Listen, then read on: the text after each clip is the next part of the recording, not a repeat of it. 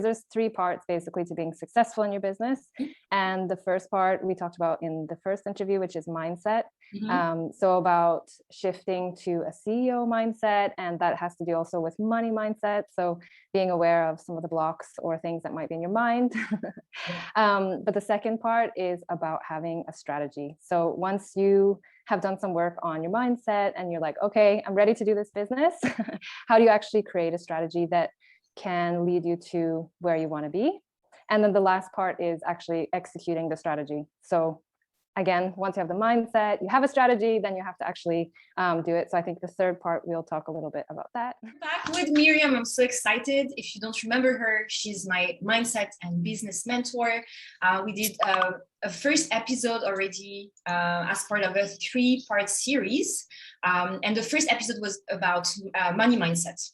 Please go to my YouTube channel if you're watching on YouTube or on Instagram. You have the episode as well.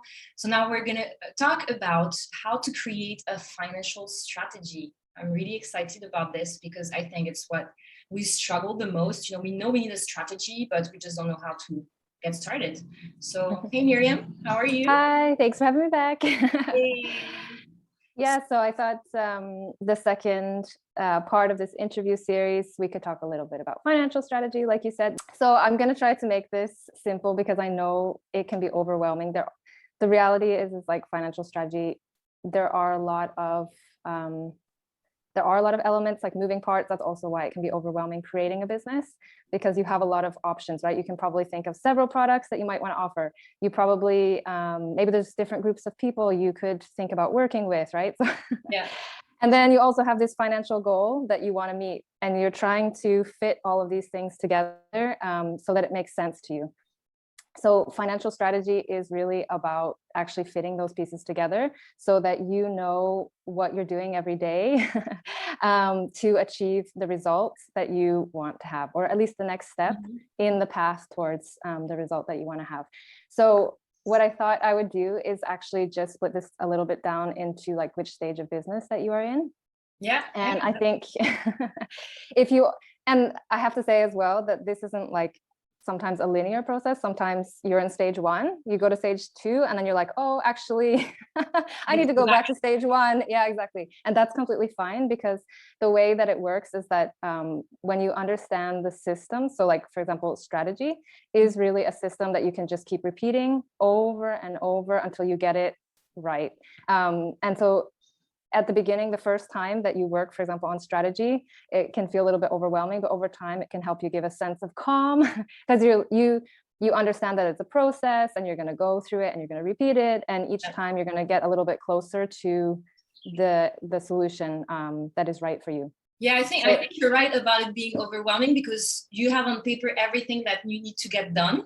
But at the same time, without it, you feel completely lost. So it's so important to always go back. And that's what we've been doing together. Like, always go back to the strategy and see and adjust, because as you said, it's not linear. Then sometimes you just need to see where you're at, how fast you grow, or, if you have to slow down and just readjust. Well, and it's like you're saying, because a lot of it is that strategy is not like, it's a system, but you test it. So you decide, like, this is the strategy, this is what we want to do, but now we're going to test if it works.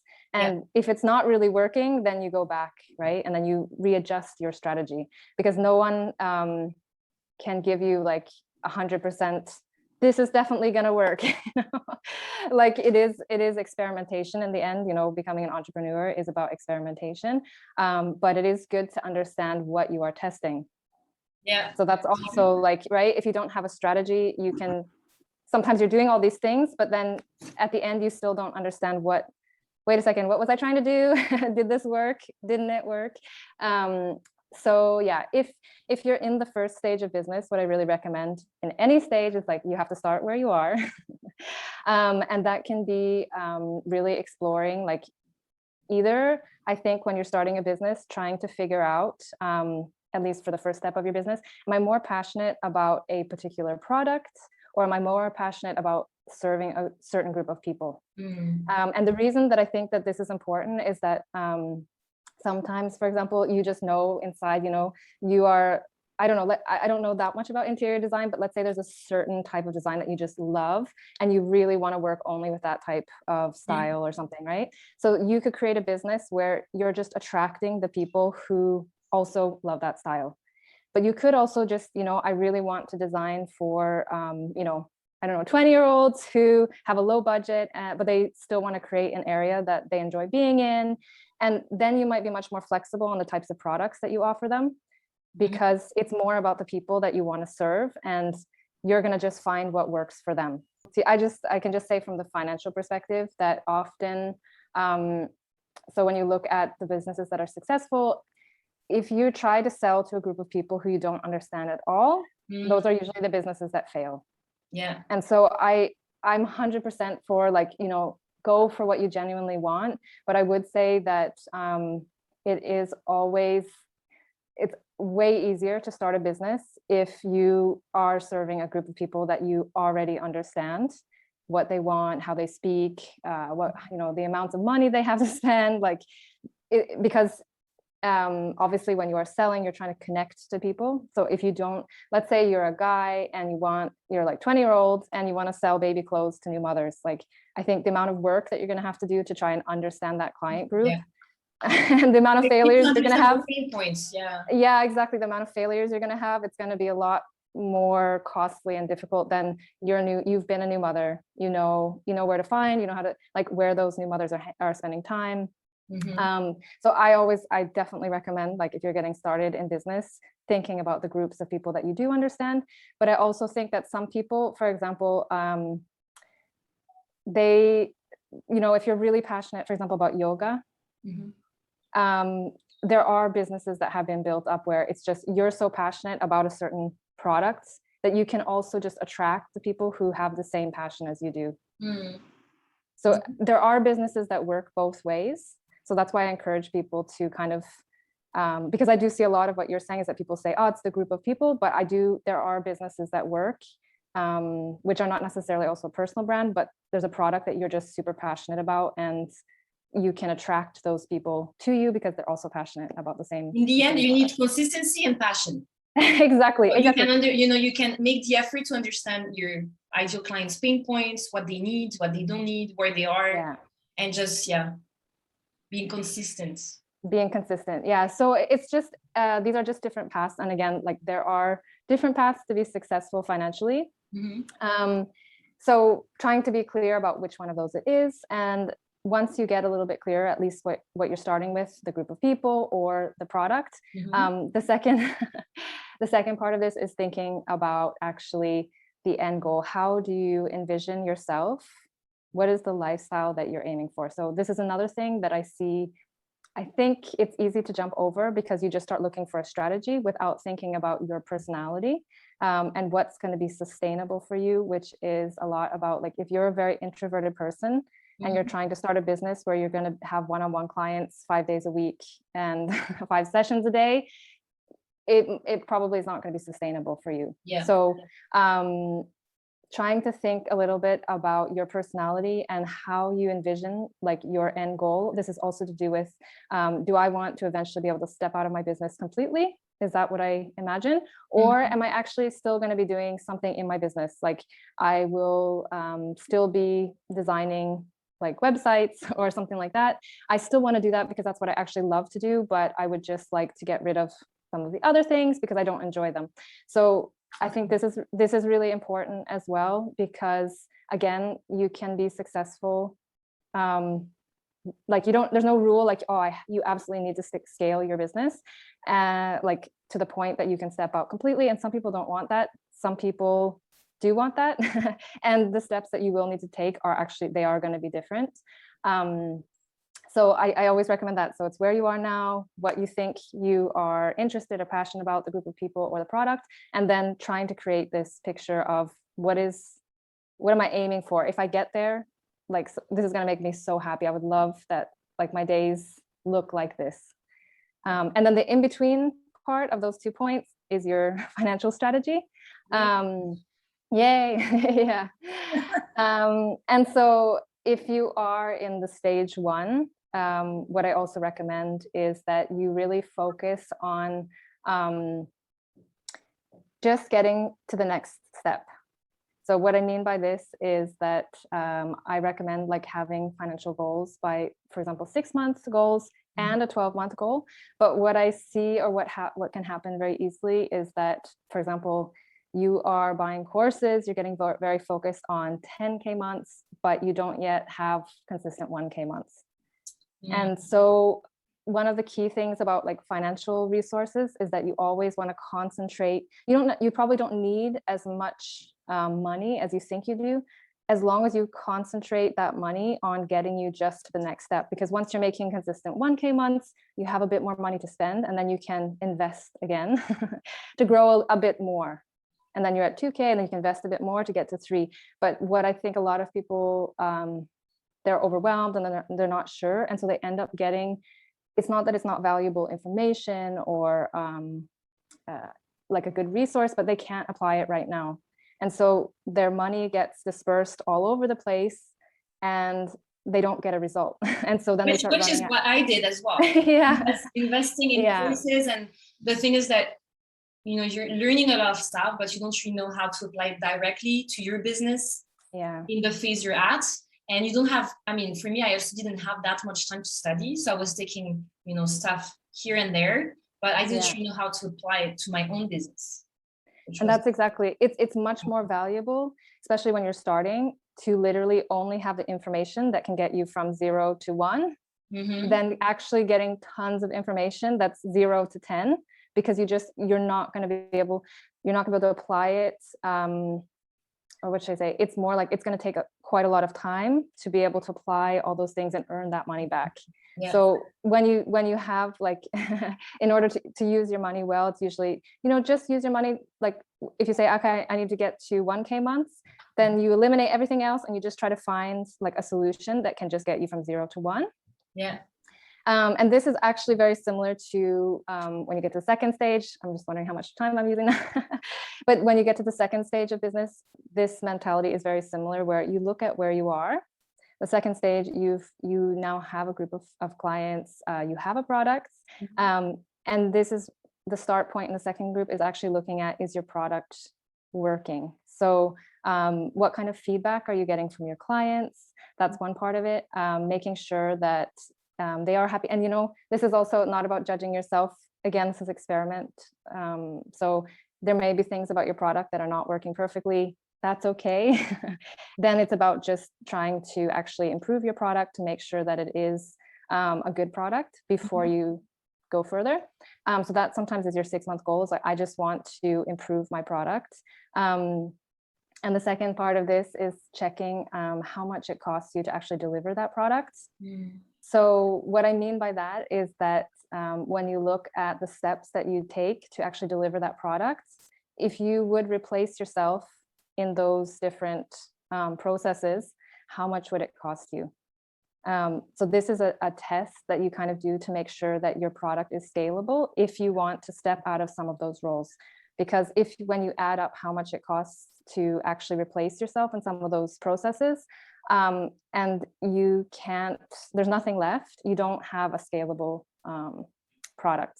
So sometimes you can streamline the processes, you can change them a bit. Again, this is a little bit like tweaking but you do need to, this is the part or the time in your business when, like they say, tracking your numbers, or I don't like tracking. Yeah, it's more That's about. we need Miriam. Yeah.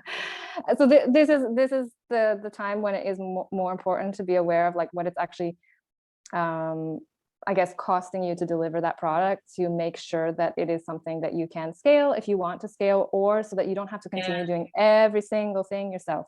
And I think that's the problem, because when we start a business, we do so much stuff, we don't realize how much time we spend on doing certain tasks. And when you start delegating to other people, you realize that, you know, it's just not sustainable financially. Yeah, and this can be a really difficult phase of your business, because again, this is where the mindset comes in, both on pricing, because sometimes you realize that you need to charge more. Can also be, again, like the mindset, you're like, oh my gosh, I did so much work and I don't think this is gonna like it doesn't look like financially this is going to give me the result that I want. And so again, you have to have the mindset, you know, I'm committed to growing, I'm committing to making this work. So I'm just going to go back and adjust whatever I need to adjust and keep going, you know.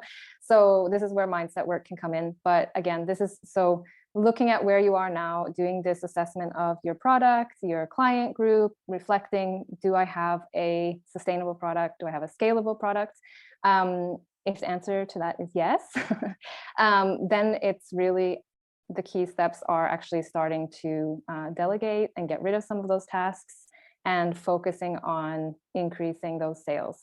The key, the key in this step of your business, stage of your business, is actually a lot about your mindset, where you are, and being very honest with yourself. Because so for example, if you are at 5K and in 6 months, you're like, I want to be at 10K, it's possible. Like almost everything is possible, but mentally, the pace of the changes and the implementation, it's going to be very, very stressful. Because like, for example, if you are on that kind of timeline and you're like, you know what, I want to go for this, it literally means that, you know, in 1 month, you might need to delegate almost all your tasks so that you can start working 100% on sales. And you know, Kris, like we actually talked about more than that in 6 months. And I think the hardest is totally the mindset. Yeah. Totally, because for me, I was like, what? No, it's impossible. And already that's a word we shouldn't use. Everything's possible. And I guess, you know, it's, you just have to plan on how. And that's why it's so good to have the 6-month strategy, right? Because then 8 months, you're like, okay, so this month, you know, I have to get closer to my goal. What's going to be my month? And then it becomes, for me, it became like a game almost, you know? Yeah. Trying to reach, you know, whether it's financial or not, because it could be, you know, that 1 month, you know, like this month of August for me was more about getting my systems in place and delegating as much as possible. So it wasn't as much on the sales, but the mindset work, it's, you have to do mindset work all the time. Yeah, it is, because so the second phase, like I said, I mean, you're losing direct control over many things. You're going to have to work on your relationships with people, because again, like you are handing over tasks, and communication is super important. Also, you're reducing how much you're earning in this phase temporarily. You're facing the fear that you're not going to be able to increase your sales as much as you want to. So it, like this phase, the second phase. So again, but one way to do this, and again, I don't want to make it more complicated than it needs to be, but you can help yourself by also deciding, again, like you don't have to go at super speed. This is all about mentally how much you want to challenge yourself. And the second is also about like risk that you're taking. I really encourage people. That's why I love the solution that you have, which is if you're the longer or the more permanent the commitments that you're making, the more financial risk you're taking on. So in this phase as well, like often you need to, but I would say also, because of the mindset, it's really good to keep flexibility. Yeah. So for example, if you decide instead of hiring on someone full-time, you outsource something that you're just buying a certain number of hours, and it's not a permanent commitment. So this allows you to tell yourself in this phase, like, I'm just going to try this. I'm going to see how it works.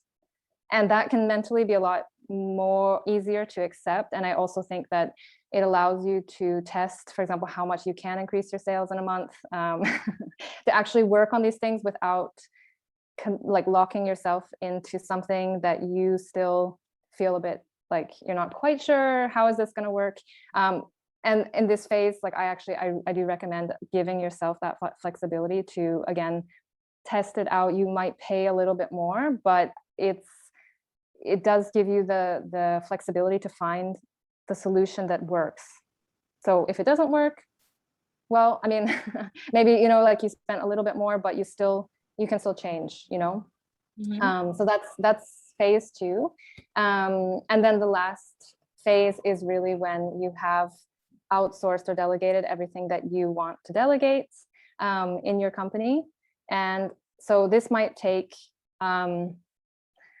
I think, again, like I would say, your 6-month goal time, which I say, I think it's good. You do need, you put in an amount of time on it when you're making the plan. But the reality is that it's better to be more committed to the goal than it is to a certain amount of time. Like, oh, if this doesn't work in 6 months, I'm going to give up.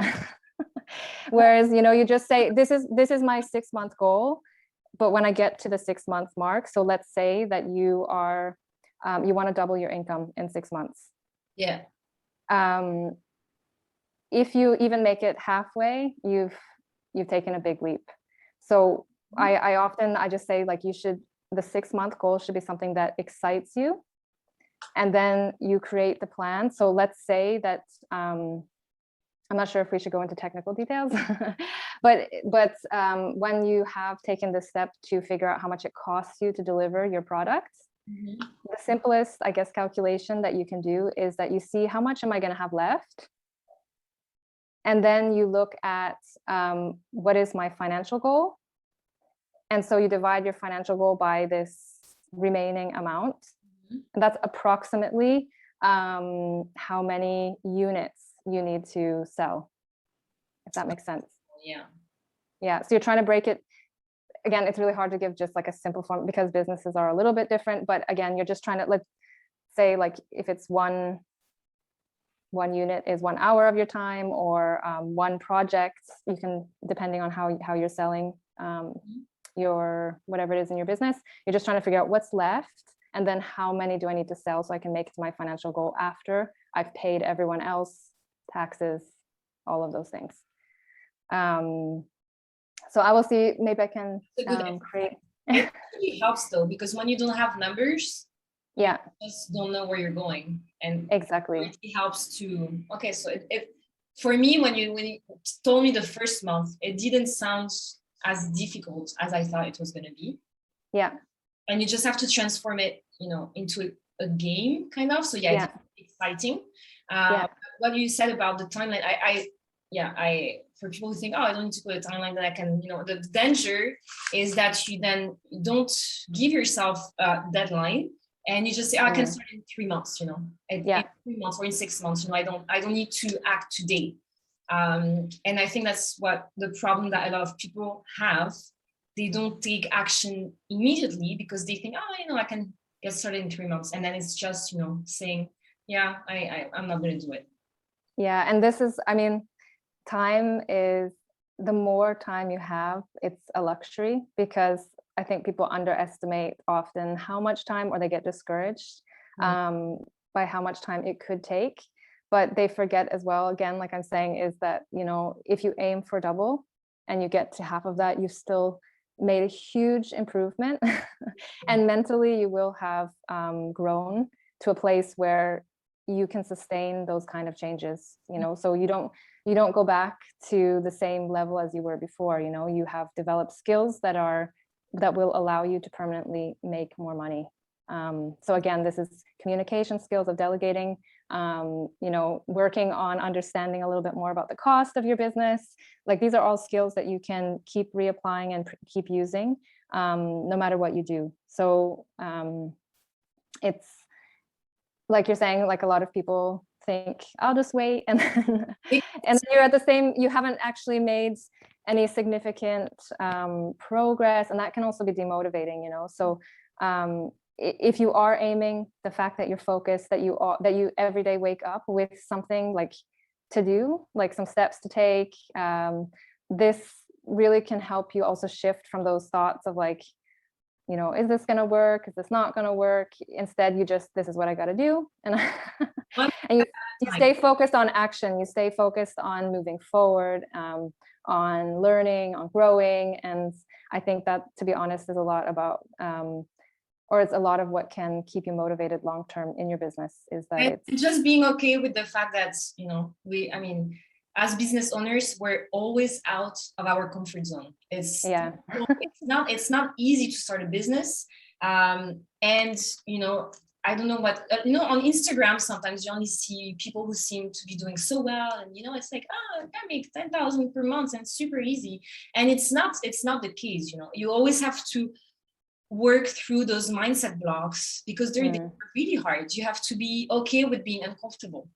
Yeah. So it's yeah, not and easy, but it's one step at a time.